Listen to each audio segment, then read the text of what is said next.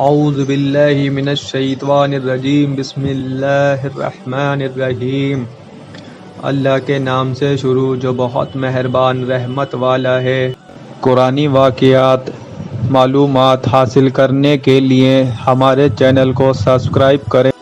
حضرت صالح علیہ السلام اور ان کی قوم سمود کا واقعہ بیان کیا جا رہا ہے۔ اس سے پہلے سورہ اعراف آیت نمبر 73 تا 79، سورہ ہود آیت نمبر 61 تا 68، سورہ شعراء آیت نمبر 141 تا 159 میں گزر چکی ہے۔ ایسا یہ ہے کہ اللہ تعالیٰ نے قوم سمود کی طرف ان کے ہم قوم حضرت صالح علیہ السلام کو یہ پیغام دے کر بھیجا کہ اے لوگو، تم اللہ تعالیٰ کی عبادت کرو اور کسی کو اس کا شریک نہ ٹھہراؤ۔ تو وہ اسی وقت جھگڑا کرتے ہوئے دو گروہ بن گئے۔ ایک گروہ حضرت صالح علیہ السلام پر ایمان لے آیا اور ایک گروہ نے ایمان لانے سے انکار کر دیا، اور ان میں سے ہر گروہ اپنے آپ کو ہی حق پر کہتا۔ پھر گروہ نے کہا کہ اے صالح علیہ السلام، اگر تم رسولوں میں سے ہو تو ہمیں جس عذاب کا وعدہ دے رہے ہو اسے لے آؤ۔ حضرت صالح علیہ السلام نے ان سے فرمایا، عافیت اور رحمت سے پہلے مصیبت اور عذاب کی جلدی کیوں کرتے ہو؟ تم عذاب نازل ہونے سے پہلے اپنے کفر سے توبہ کر کے اور ایمان لا کر اللہ تعالیٰ سے بخشش کیوں نہیں مانگتے؟ ہو سکتا ہے کہ تم پر رحم کیا جائے اور دنیا میں عذاب نہ کیا جائے۔ حضرت صالح علیہ السلام کو سمود کی طرف نبی بنا کر بھیجا گیا تو ان لوگوں نے حضرت صالح علیہ السلام کو جھٹلایا۔ اس کی وجہ سے بارش رک گئی۔ یوں وہ لوگ قحط میں مبتلا ہو گئے اور بھوکے مرنے لگے۔ ان مصائب کو انہوں نے حضرت صالح علیہ السلام کی تشریف آوری کی طرف منسوب کیا اور آپ علیہ السلام کی آمد کو بدشگونی سمجھتے ہوئے کہا کہ معاذ اللہ، ہم تمہیں اور تمہارے ساتھیوں کو منحوس سمجھتے ہیں۔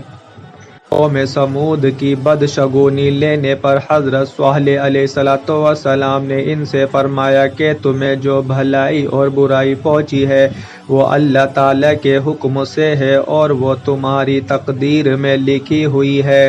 عبداللہ بن عباس رضی اللہ تعالی عنہما فرماتے ہیں، آیت میں ذکر کیے گئے حضرت صالح علیہ السلام کے قول کا معنی یہ ہے کہ تمہاری بدشگونی آئی ہے، یہ تم تعالیٰ کی طرف سے آئی ہے،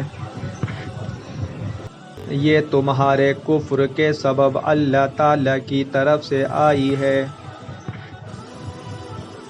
یاد رہے کہ بندے کو پہنچنے والی مصیبتیں اس کی تقدیر میں لکھی ہوئی ہیں، جیسا کہ اللہ تعالیٰ ارشاد فرماتا ہے، ما اصاب من مصیبت فی الارض ولا فی انفسکم الا فی کتاب من قبل ان نبرأها ان ذلک علی اللہ یسیر۔ زمین میں اور تمہاری جانوں میں جو مصیبت پہنچتی ہے، اور شہر میں 9 شخص تھے، یہاں سے شہر سے مراد قوم سمود کا شہر ہے جس کا نام ہجر تھا۔ قوم کے شریف زادوں میں سے 9 شخص تھے جو زمین میں اللہ تعالیٰ کی نافرمانی کر کے فساد کرتے تھے اور اللہ تعالیٰ کی اطاعت کر کے اپنی اصلاح نہ کرتے تھے۔ کا سردار قرار بن سالف تھا، اور یہی وہ لوگ ہیں جو حضرت صالح علیہ السلام کی اونٹنی کے پاؤں کی رگیں کاٹنے پر متفق ہوئے تھے۔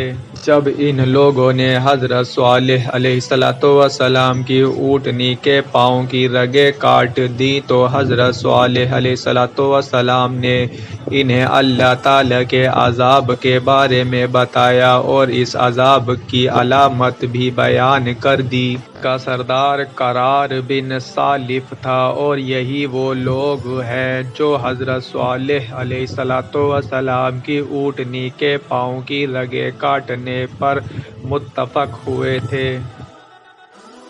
پھر ان کے اس وارث سے جسے ان کا خون کا بدلہ طلب کرنے کا حق ہوگا کہیں گے کہ اس گھر والوں کے قتل کے وقت ہم حاضر نہ تھے، اس لیے ہمیں معلوم نہیں کہ انہیں کس نے قتل کیا ہے، اور بے شک ہم اپنی بات میں سچے ہیں۔ اور اللہ تعالیٰ نے ان کی سازش کی سزا یہ دی کہ ان کے عذاب میں جلدی فرمائی، اور وہ اللہ تعالیٰ کی خفیہ تدبیر سے غافل رہے۔ اس سے معلوم ہوا کہ اللہ تعالیٰ اپنے خاص بندوں کا حافظ و ناصر ہے، انہیں لوگوں کے خفیہ شر سے بچاتا ہے۔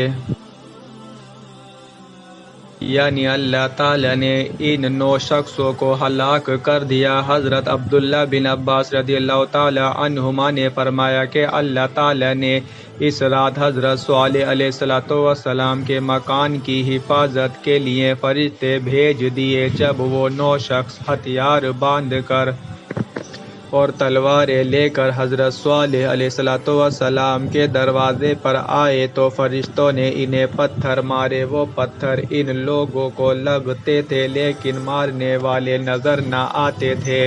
اس طرح ان لوگوں کو ہلاک کیا، اور ان کے علاوہ ساری قوم کو اللہ تعالیٰ نے ہولناک آواز سے ہلاک کر دیا۔ صالح علیہ السلام کے دروازے پر ان 9 شخصوں کے مرنے سے متعلق اور روایات بھی ہیں۔ فرمایا کہ قوم سمود کی ہلاکت کے بعد ان کے گھر ویران پڑے، اور اب ان گھروں میں اس قوم کا کوئی شخص بھی موجود نہیں تھا، اور ان کا یہ انجام اللہ تعالیٰ کے ساتھ شرک کر کے اور اللہ کے رسول کو جھٹلا کر اپنی جانوں پر ظلم کرنے کی وجہ سے ہوا۔